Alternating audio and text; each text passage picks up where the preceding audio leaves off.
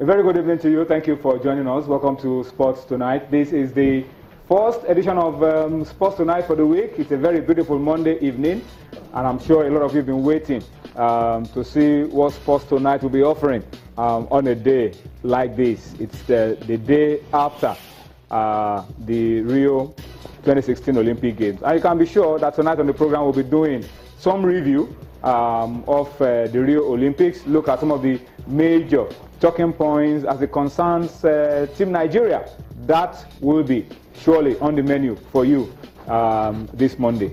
My name is Tony Bitori. Let me just quickly give you an idea of what we'll be doing on the program tonight. Of course, in the next couple of minutes, we will be focusing on the Olympic Games. We'll take a look at what happened around the Olympic Games. We will start it today. Tomorrow, we will continue to review the games. But today, we are going to be starting off and be touching up on a few issues of interest to Nigeria around the Rio 2016 Olympic Games. We will also spend a lot of time to reflect on domestic football in Nigeria. It was a very, very good weekend for us. The Golden Eaglets, world champions, 5 times world champions, will not be going to the African tourney, talk less of going to the World Cup.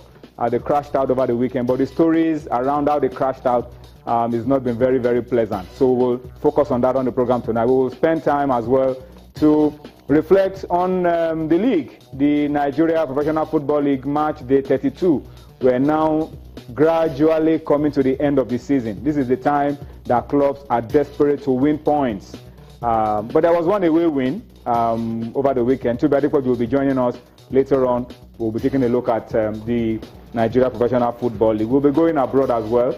And then we will also be filling you in with a little bit of tennis, a little bit of table tennis on the program this Monday. All right. So thank you once again for joining us.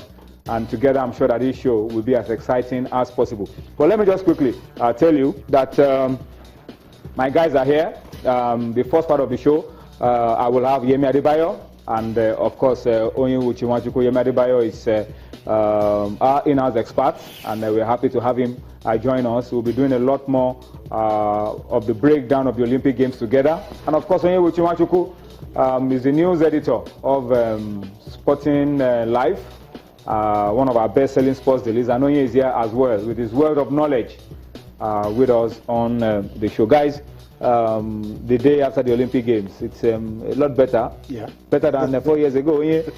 The difference between 2012 and 2016 is football. Yeah, 1 bronze. you can say it again, but it's something. Yes. At least there was an appearance on the medal table this time. In fact, Mikel himself said that the bronze, a golden bronze, it's like gold to them. Yeah, it's golden bronze. You know. We said it on this show. Yeah, so 170 million Nigerians will have to share that for the next 4 years. It meant a lot to us. It was a tale of gloom. Don't let me use the word doom. But you know, we saw it coming, and you know, you can't really blame anybody because the handwriting was on the wall. But kudos to Dream Team 6. They gave us something. At some point, I was conversing with him. At some point, when it was 3-2,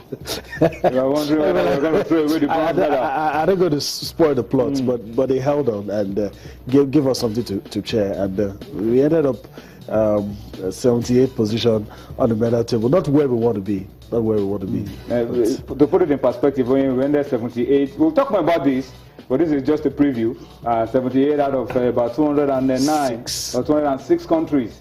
All right, so we're around the midpoint. Some didn't get anything at all. But we'll talk more extensively about all of this, particularly Dream Team 6. We'll talk more about it as we go on sports tonight. But let's just quickly allow you to see how it all ended. Rio 2016, a journey of 4 years, well over 4 years anyway. But you know, we did the countdown. We were updating you on the daily basis. But now the games are over. We can now reflect on what should have been, what shouldn't have been, what could have, what isn't, and what is, and all of that. Let's bring you the closing ceremony. We'll be back with more for you on Sports Tonight.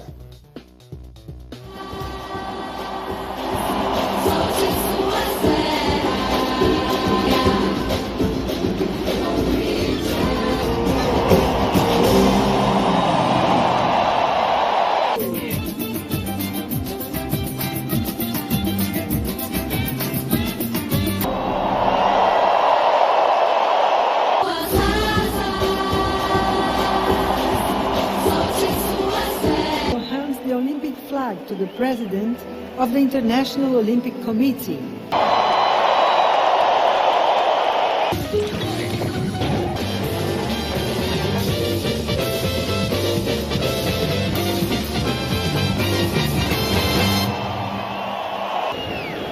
These Olympic Games are leaving a unique legacy for generations to come. History will talk about the Rio de Janeiro before and a much better Rio de Janeiro after the Olympic Games.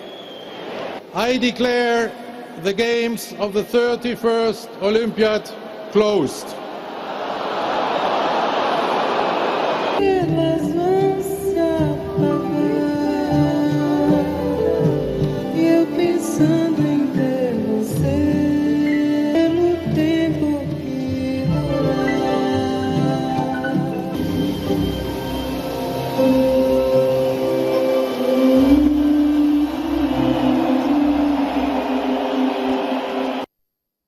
So those are pictures from the closing ceremony of Rio 2016.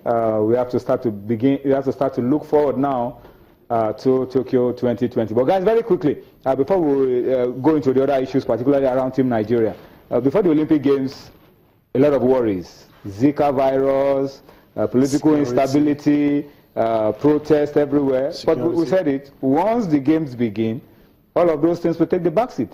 Just as we saw 2 years ago during the World Cup. I mean, I'm surprised because it looked as if, you know, Brazil were setting themselves up for shame, for disgrace. But, you know, everything just fell into place for them.